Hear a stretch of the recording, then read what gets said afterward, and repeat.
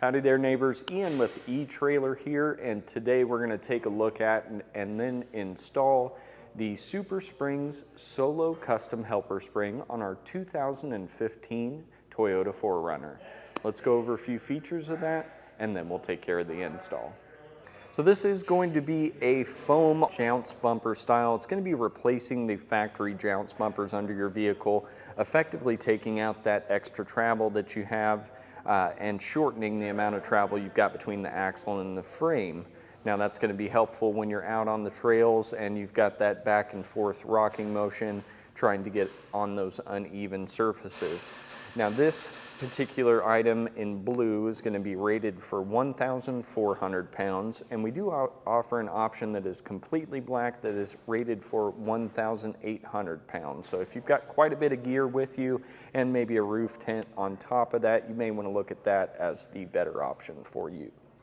Now we do have other options for the 4Runner when it comes to rear suspension upgrades, to include bags or timbrins as well. I will say I would be picking these if I'm going to be doing some type of off-road application or maybe even some light towing, just for the simple fact this is going to be a little more forgiving than the timbrins are. It's not nearly as rigid, and it's going to absorb that final jounce and then that rebound a little bit better than the timbrins do as far as feel. Now if you're really getting into the heavy towing end, or you've got a whole lot of gear and cargo you're going to be taking with you on your trips, I would definitely look at those timbrins just to make sure you've got something super sturdy. Now as far as the installation for this, it's really not that bad. We're just going to remove the factory jounce bumper and put this along with the brackets that hold it in its place. So with that, it's going to be a pretty easy install, and I'm going to walk you through that entire process. Now if you're doing any other suspension upgrades, I would suggest doing those while you're installing these as well. And if you happen to watch the videos for your particular items that you've ordered and think to yourself, I don't want to try to tackle this, please do check out our dealer locator on the website. We'd be happy to help you find a trained professional in your area that can help get everything installed for you. But for all those DIYers, let's go ahead and hop into it. We'll get you squared away. For video demonstration purposes, we are going to have the wheel and tire off. For your installation, more than likely you would not need that off, so just wanted to make sure we mention that for clarification. Now normally we'd have a factory jounce bumper right here, but we've already got some that we're going to be replacing just to see how the others are going to ride. So I've got a 13mm wrench that I'm taking this off with. And we'll just go ahead and loosen that up, make sure we hold on. It'd be the same situation if you had the factory jounce bumper here, just remove the hardware from the top of it to drop it down.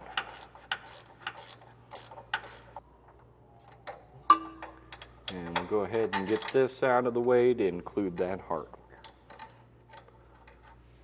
Now we are going to be taking off the bracket as well. Normally, I believe the jounce bumper is held by these two spots. These are more 13mm that we're going to have to remove.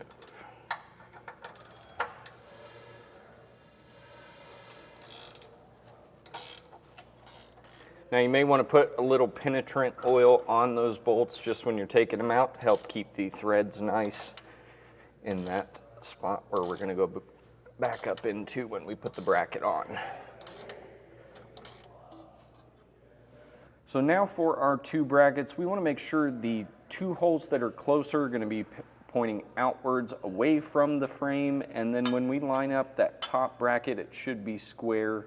If we have it flipped over, those holes won't line up, so just make sure you've got that lined up to where it will square up with our bottom bracket, and again, those two holes that are closer outwards towards our wheel end.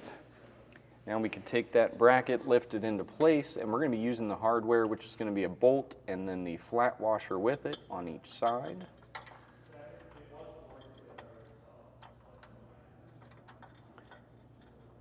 And once we have those in place, come back through with a 13mm socket or box end wrench and just get them snugged up. Now we are just test fitting these on this 4Runner today. Normally you would want to add some blue Loctite to the bolt that's going to feed through the top of this, And I did want to mention the hardware pattern is going to be the exact same as we did for the mounting bracket. It'll just be that bolt through with the washer on top. So we're going to hold that up into place. This is where we would put our blue Loctite onto our bolt and then feed that bolt through the second hole here towards the rear. And we're using those ones that are closer together. Once we get that into place, we can hold that bolt with one hand and just get this started by screwing the bumper up onto it. If we can just spin that all the way up once we've got it started. Then we'll take a 13mm box end wrench here, get that to hold, and then we can finish tightening up. And once we've got that run up against the bottom of that, we can start tightening with just the wrench, getting that all the way snugged up just like we did for the bracket. Now just double check that it's tight, and we'll hop over to the other side and do the exact same procedure.